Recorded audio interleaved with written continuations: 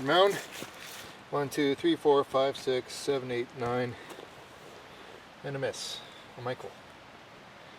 So what I did was, I could see I was grouping just a touch low at 400 yards. So I brought the group up to, I raised the rear sight to 450 to see if I can get it more up in this area, which my front post is right here at 400 yards. And this black dot is really difficult to see at 400. So I raised it up to 450 and started shooting at steel. Alright, 5 out of 5 at 400. So here I am shooting a Russian rifle, Czechoslovakian ammunition, and my spotting scope, which is it's very lightweight, back 4 prism setup, is made by Yukon. Up to 60 power with a 50mm objective. It is not the best optic in the world. I think I paid $100 for it on eBay quite a while ago. And however, at 400 meters I'm still able to see these bullet holes. And come on, target. Always clean your targets up after yourselves when you're on the range. Don't leave them out there for somebody else to clean up. So yeah, you've probably heard the brand Yukon before. They're not a new company. Yeah, they're not top of the line optics, but they are affordable optics, and that's what I could afford at the time. I'm a real believer in quality glass, and so on. However, I will admit this much. Excuse me as we go over a creek. I will admit this much. They are waterproof. It's a very small, compact optic, and it seems to provide sufficient clarity out to about 400 meters. If you're shooting at white paper, you can see the bullet strikes. You can count them, and you can make sight adjustments, which saves you quite a considerable amount of walking when you're shooting at those distances. So I'll show you the optic here in just a minute, and give you a quick review on it. Howdy folks, today we're going to talk about an optic that I've been running since 2001. Now, in 2001, I didn't have much money to buy a spotting scope with. However, I needed a spotting scope. What I noticed was that at the time in 2001, the competition for this scope, there wasn't really a lot to choose from. Really cheaply made optics. And I had read some reviews on the Yukon company. Now you would think by the name Yukon that we were talking about a Canadian company. We are not. We're talking about an East Soviet Combloc country, the Republic of Belarus. This is what I ended up buying. It's called the company is called Yukon Advanced Optics, and this is a variable power spotting scope. This one here is the Yukon 20 to 50 power. It's a variable power, 20 to 50 power, with a 50mm objective.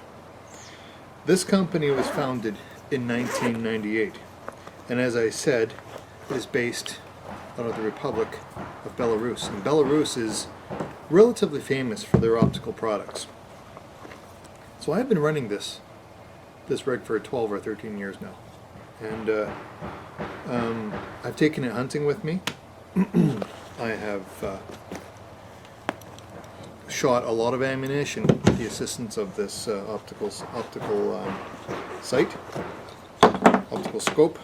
And we'll talk about this now. The bag it comes with is, it's padded. It's got a foam cell sewn into it, so it's not exposed. It states here made in Russia. This is an older scope. This bag here, it's got little tiny pockets for some of the doodads that come with the scope. This here is a very basic tripod that comes with it, but it works beautifully. It even has directions for they call it the universal tripod. I've got the original instructions and the warranty card and everything, which I never sent away. I never expect to get my warranty money out of something like this, but you never know. Maybe the warranty program is really good. It carries a universal screw mount for any kind of camera tripod or anything to that effect. Screws right on. Of course, you got to do lefty-tighty for these ones. It does have an eye cap cover, and the front lens cover is permanently attached to the rubber armored body on this scope. This is pretty handy here. You got to make sure that this handle's pointing towards you when you set up the scope. There is a tension knob on the side, so you can tighten it in one position, loosen it off to move it. This here will give you an XYZ type of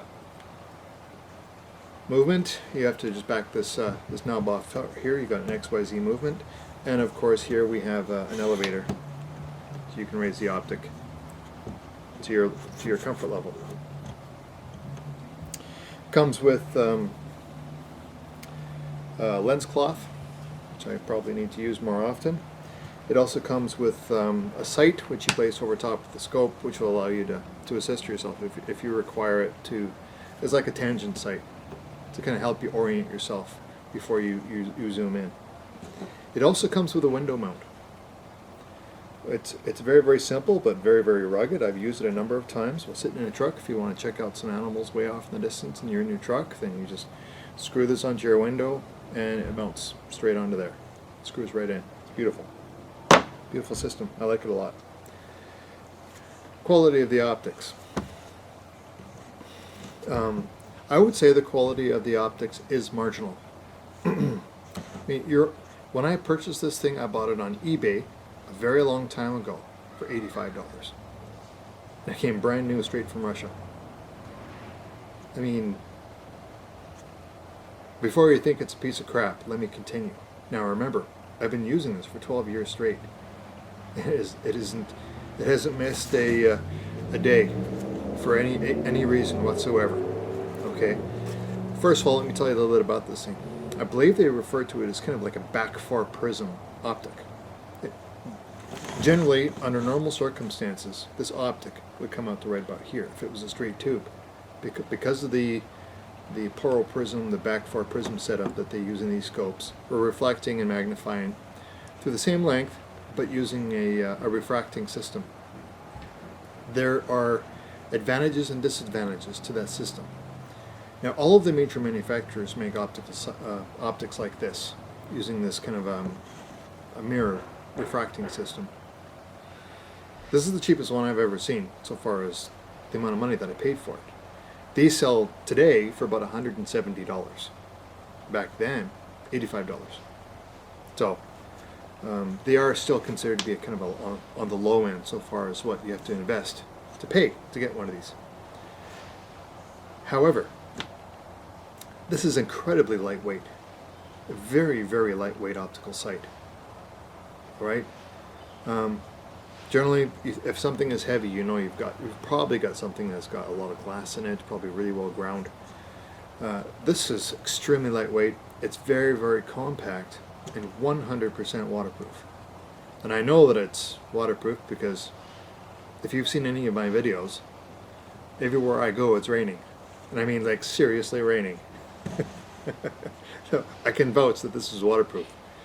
I haven't had any problems with the glass misting up, except maybe for the eyepiece. And the reason why the eyepiece might mist up is because you got to get right up on this eyepiece to get a full sight picture. And just the warmth of your face coming up against that glass, it may mist it up. A bit of a criticism. I do appreciate the 20 to 50 power magnification that these scopes have.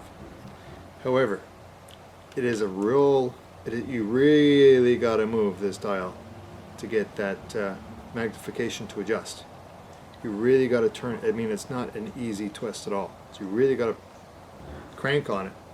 And when you're doing that at say 30 to 50 power, it's really easy to lose what you're looking at it, because you got to move the scope. And just a minute amount of movement in the scope, you lose what you're having your sight, what you're looking at. So that's a bit of a pain. Secondly, the focus is equally as difficult to move. Here's the focus right here. Power is right here. Focus ring is right here. Now, you know, it's one of the disadvantages is that if you want something to be a waterproof, you've got to have a good seal in these areas. So there is a fair amount of friction, I think, on the inside of these seals, which are probably waxed. And so there's that. If you're trying to focus on something, first of all, you're trying to maintain your field of view, and then you're trying to focus, and it's difficult to do. That is frustrating. However, for the price factor, it is. I think it's a marvelous optic, and I've been using it for so long because it is good enough. I would probably need to spend in the neighborhood of around $500 to $1,000 if I really wanted the quality of glass that I would prefer. But the balance, sufficient quality of optics, weight, and the compact nature of the optic makes it very attractive to me. It's one of the things that drew it to me in the first place. None of the competition at the time that I purchased this in 2001 could come anywhere close to it. And in many respects today, that's less of the case today, but at the time it was. Do I recommend you purchase one of these optical sites? Of course. I mean, if you were in the same situation that I was, where money is not really flowing, then this will give you the flexibility that you need. And I can see bullet holes out to about 400 meters. And today it's very low overcast. I had this out today, and you've seen the footage, or at least you will see the footage. And I could see general bullet strikes out to 400 meters. And the quality of the light today is not great. It's low overcast. So you're not going to be able to. I mean, it still will be fairly fuzzy, the bullet holes. 300 meters, it is much easier. 400 meters, I think, is pretty much as far out as you're going to be able to get, and still be able to see 30 caliber bullet holes in your targets. Don't forget that having an optic of this type or this nature while hunting for, say, animals like caribou is very important.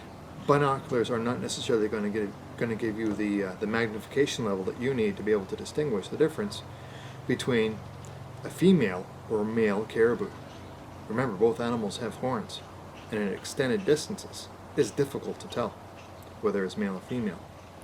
And if you have to close the distance to, say, with 800 meters to stalk up to an animal only to find that it's a female, you could have saved yourself a lot of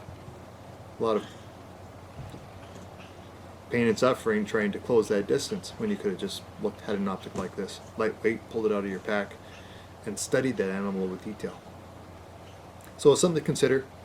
If money is not a problem, this isn't the scope for you. If money is a problem, you might want to seriously consider one of these balanced optics. You're not going to get the quality of a Swarovski or maybe Steiner. However, at the end of the day, you'll have an optic, and it will work for you. Hope you enjoyed the video. It's Riff signing off. As always, Maple Leaf up.